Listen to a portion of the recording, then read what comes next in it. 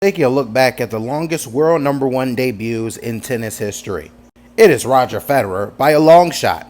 And of course, Jannik Sinner sits at fourth with 65 straight weeks at #1 before being overtaken by Carlos Alcaraz. Many people don't realize how good Roger Federer was.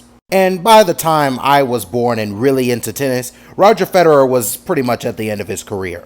But I go back and watch highlights with him, or rather of him. The man was a technical genius. If you want to talk about robotic, if you want to talk about dang near perfect, this is your guy.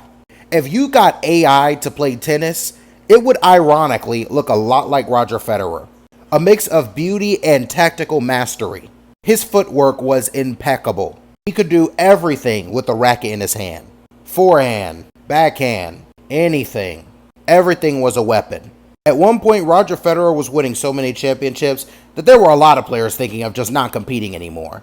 Because, let's face it, they couldn't. They didn't have a chance. Roger Federer came in and absolutely demolished the competition. Think between around the late 90s and later 2010s. That whole chart is all Roger Federer. Then, of course, you had players like Nadal and players like Djokovic come in and start winning. But Federer was the original big of the big three. He was the first guy to hit that 20 Grand Slam mark.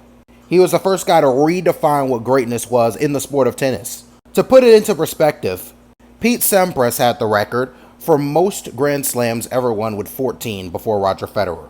And before Pete, I believe it was Borg with 11.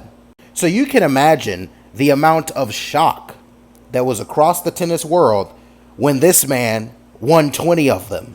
It's only been a couple years and it's still so easy to forget just how unprecedented he was at the time. Between 2004 and 2007, 12 Grand Slam tournaments were held on grass or hard courts.